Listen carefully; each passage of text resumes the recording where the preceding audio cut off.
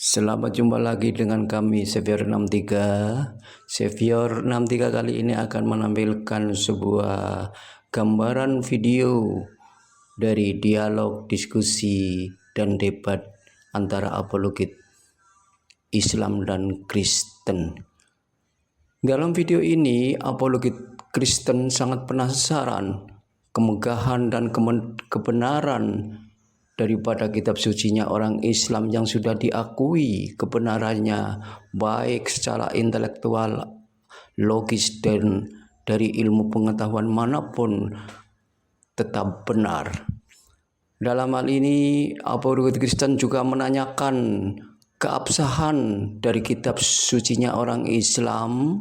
Bagaimana mungkin seorang yang buta huruf, yang notabene nabinya orang Islam itu tidak bisa membaca dan menulis, bisa membuat ataupun menulis sebuah kumpulan catatan-catatan hingga menjadi sebuah buku dan menjadi sebuah kitab yang akhirnya menjadi kepercayaan kitab sucinya orang Islam.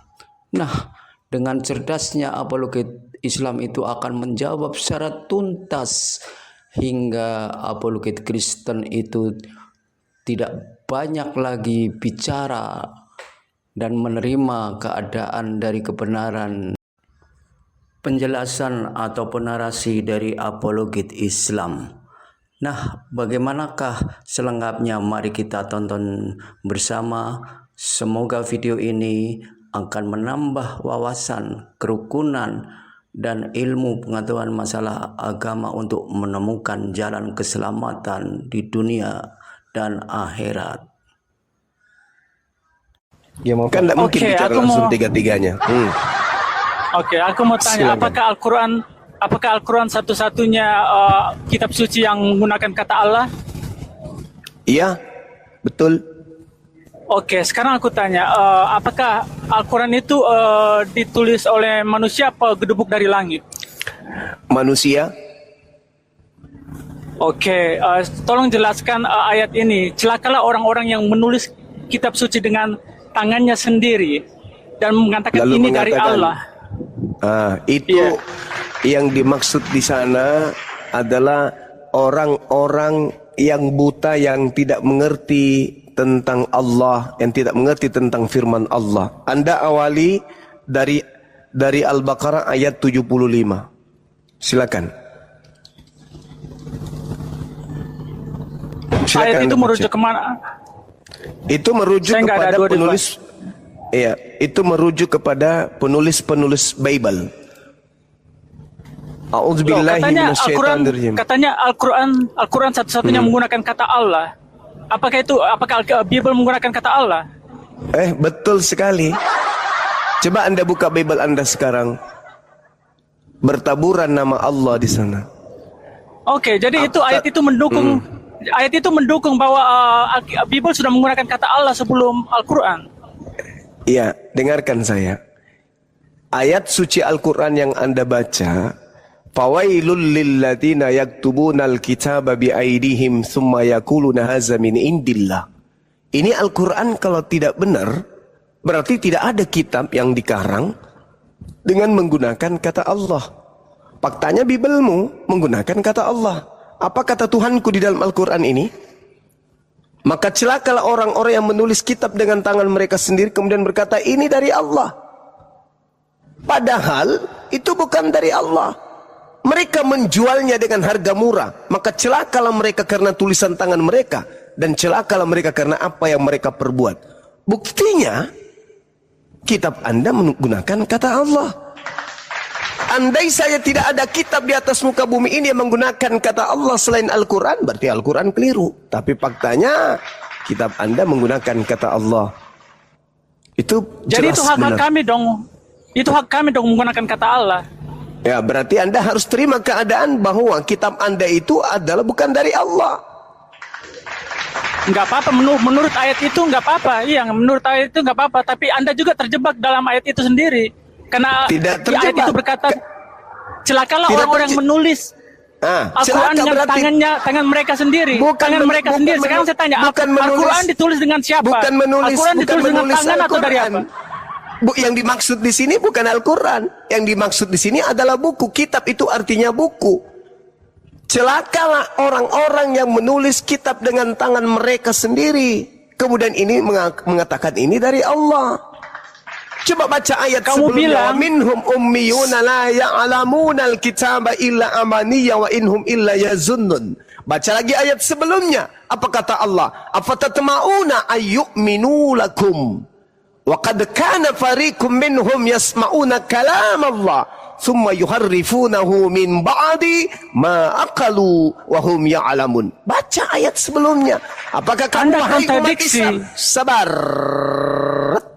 Apakah kamu wahai umat Islam sangat mengharapkan mereka akan percaya kepadamu, sedangkan segolongan dari mereka mendengarkan firman Allah lalu mereka mengubahnya setelah memahaminya, padahal mereka mengetahui. Siapa mereka ini?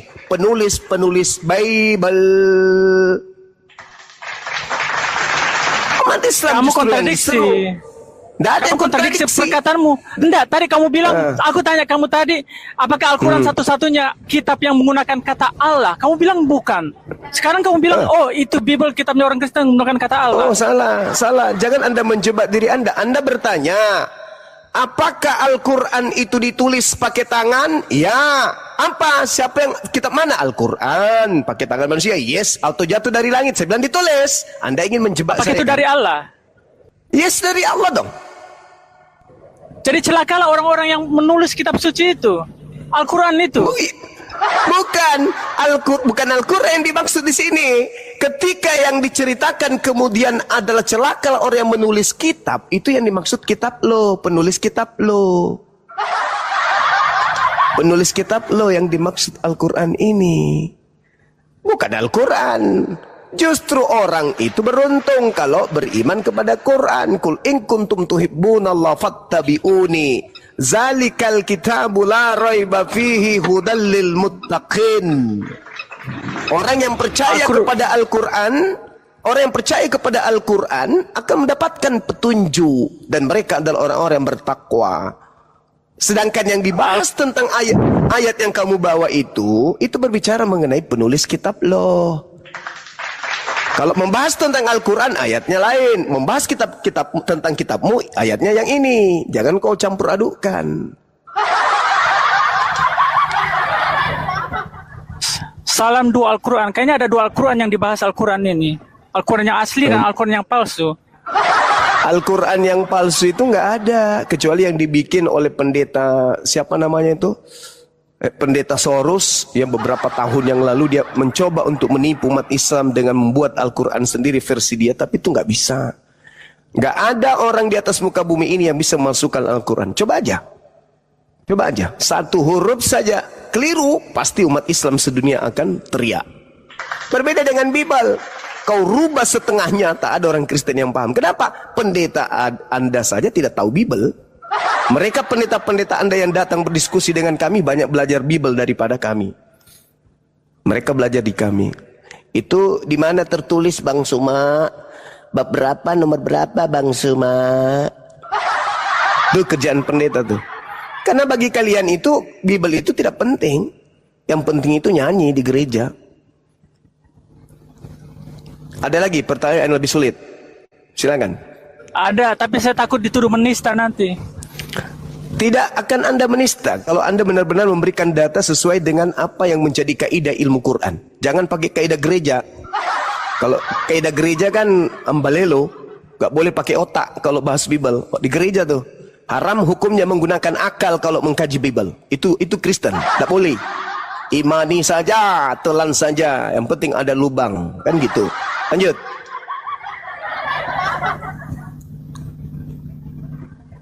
Oke, apakah Anda percaya dengan perkataan Al-Quran? Ya jelas dong, saya Islam memang situ, nggak percaya Bible. Percaya katanya Yesus Tuhan, tapi nggak percaya ucapan Yesus, kan lucu. Ya, silakan. Apakah Anda percaya menurut Al-Quran? Apakah Anda percaya bahwa Islam adalah jalan ke neraka? Bahlul.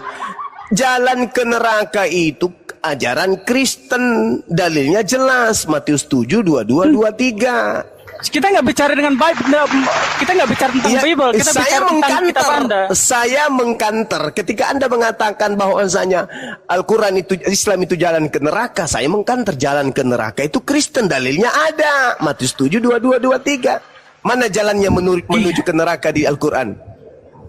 Aku tanya Islam, jadi Al-Quran. Jadi kan gini, ada kan ayat yang berkata seperti ini, itu kewajiban untuk kalian yang mendatangi neraka itu.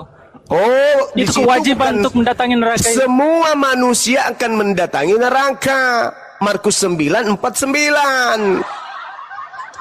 Itu jelas. Nah, itu buat umat Muslim. Umat Muslim itu seluruh manusia.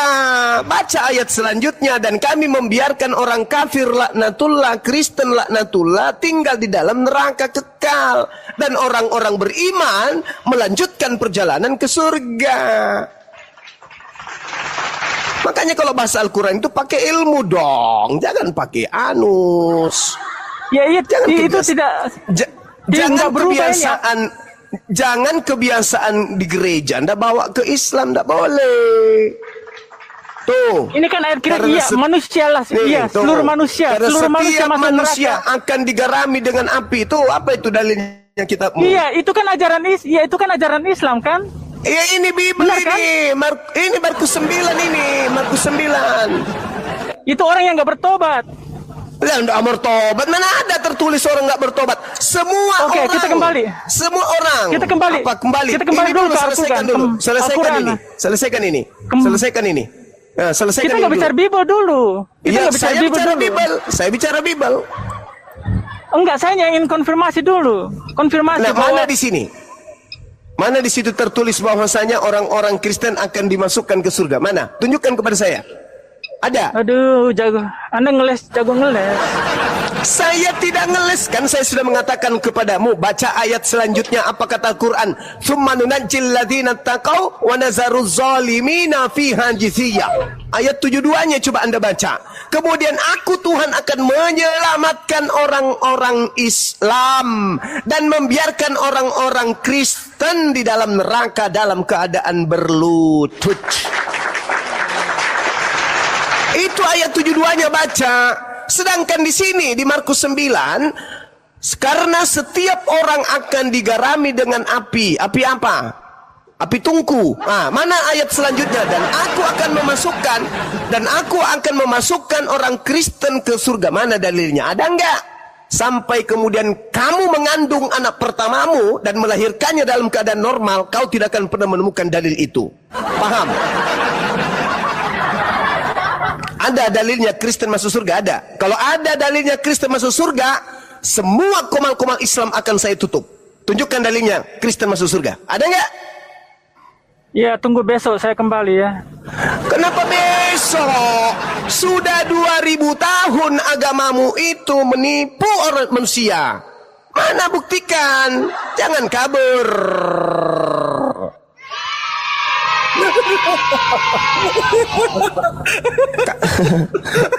Markus 9 dibilang Al-Quran. Hati-hati lu ngomong.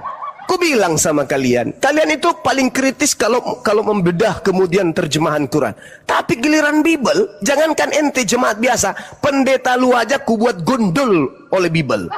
Mereka ngerti Bible, tak paham Bible pendeta-pendetamu itu. Jangan sok tahu bahas Quran, jangan. Ya, jadi anak-anak saya sekalian, kalau membahas tentang Al-Quran, tuduhan surah Maryam, itu Anda bisa menjawab di Al-Quran surah An-Nasiyat. An-Nasiyat itu menjelaskan tentang surah Maryam. Jadi kalau mereka tipu-tipu, oh di dalam Quranmu begini. Enggak. Al-Quran saya mengatakan kemudian bahwasanya di data Al-Quran surah An-Nasiyat ayat 34 sampai kepada 37, umat Islam itu kemudian dimasukkan ke dalam surga. Saya baca dalilnya. Bismillahirrahmanirrahim. Faiza ja'atit tammatul kubra, maka apabila malapetaka besar itu telah datang, yaitu kiamat. Yauma yatazakkarul insan ma sa'a, yaitu pada hari ketika manusia teringat apa yang pernah dikerjakan. Waburrisatil jahim liman yara, dan neraka diperlihatkan dengan jelas kepada setiap manusia. Coba lihat tuh dalilnya. Neraka diperlihatkan kepada setiap manusia, semuanya. Kalau Kristen mengaku manusia, berarti dia masuk. Kecuali kalau mereka merasa kucing, berarti dia termasuk golongan sini. Selama dia manusia punya mata, dia akan melihat neraka. Waburrisatil jahim liman yara, dan neraka diperlihatkan dengan jelas kepada setiap manusia yang melihat. Ada Islam, ada Kristen, ada Hindu, ada Buddha, semuanya akan melihat neraka itu. Wa amma man taqa, maka adapun orang yang melampaui batas ketika hidup di dunia dengan kepercayaannya, Tuhan dibuat jadi mati, Tuhan dibuat jadi terkutuk, Tuhan dibuat jadi lapar, entah apa-apanya dibuatnya, itu sudah melampaui batas. Wa atharal hayatad dunya, dan lebih mengutamakan kehidupan dunia. Fa innal jahim hiyal ma'wa, maka sungguh neraka lah tempat tinggalnya.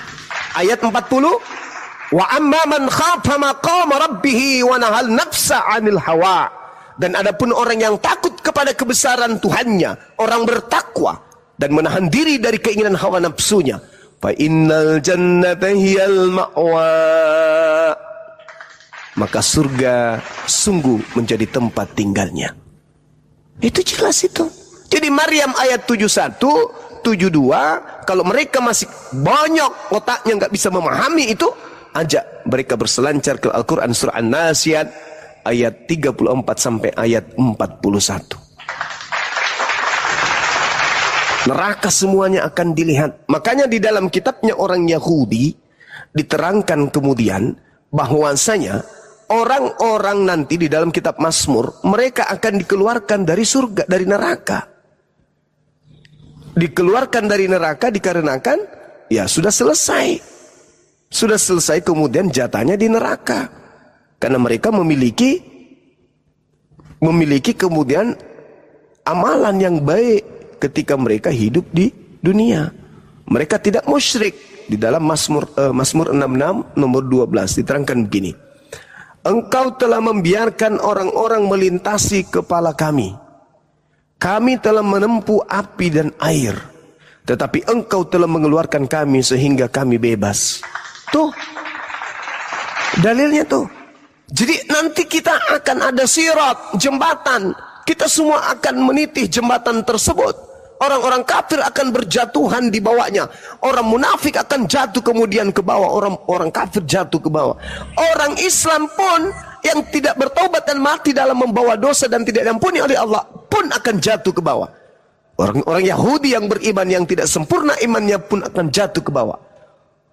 Akan tetapi mereka yang tidak pernah menduakan Allah, baik itu dari Yahudi, Nasrani, kemudian dari orang Sabi'in, dari umat Islam, tetapi ada dosa, mereka akan dibersihkan dulu, lalu kemudian diangkat ke dalam surga. Mana dalilnya? Mazmur 66 nomor 12. Apakah orang Kristen ilmunya sampai di sana? Enggak. Enggak. Orang Kristen itu mana mau? Dia mengaku, kami bukan lagi hamba Tuhan. Terus kalau kalian bukan hamba Tuhan, lalu siapa? Kalian beribadah katanya di gereja, kebaktian. Kalian bukan hamba Tuhan. Kalian kebaktian kepada siapa kalau gitu? Kalian ke gereja katanya nyembah Tuhan. Katanya kalian bukan hamba Tuhan. Gimana sih? Tapi faktanya, kalian berdoa, bertekun lutut dan seterusnya. Bertekun kalian dalam beragama. Kalian beribadah kepada siapa? Sementara kalian bukan hamba Tuhan. Sama seperti pemuja setan. Pemuja setan itu tidak menyembah Tuhan, tapi mereka punya prosesi ibadah, punya sakramen, punya literasi yang punya kemudian kegiatan-kegiatan yang mereka lakukan berdasarkan terhadap kepercayaan mereka, seperti membakar benyan, kemudian membawa makanan-makanan ke batu-batu, ke pohon-pohon. Itu mereka beribadah, ibadah sesuai dengan konsep mereka, tapi ibadahnya bukan kepada Tuhan. Nah, Kristen ini mengaku kalau Kristen ini bukan hamba Tuhan. Kalau Kristen bukan hamba Tuhan, lalu posisinya hamba, tapi bukan hamba Tuhan. Lalu hamba siapa?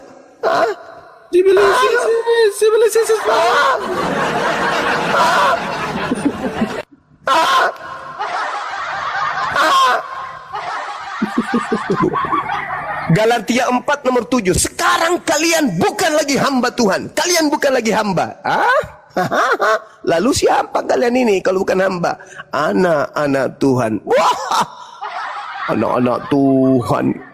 Wah, yang disebut anak Tuhan itu di dalam Amsal 3, 11, 12 itu seperti Yesus. Itu pantas, wajar. Kalau tradisi Yudaism, pengakuan Yesus dalam Yohanes 14:31 wajar. Pengakuan dia di dalam Yohanes 8 nomor 29 wajar dia disebut dirinya sebagai anak Tuhan. Kenapa?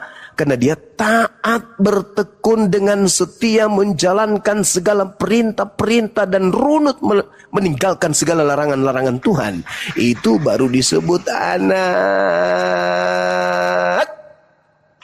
Kalau kalian ini, apa kata Paulus? Kristus telah membebaskan kita dari aturan-aturan dan memerdekakan kita dari kuk penghambaan. Cie. Hidup di dunia tapi bebas, tidak menghambakan diri kepada Tuhan. Cie.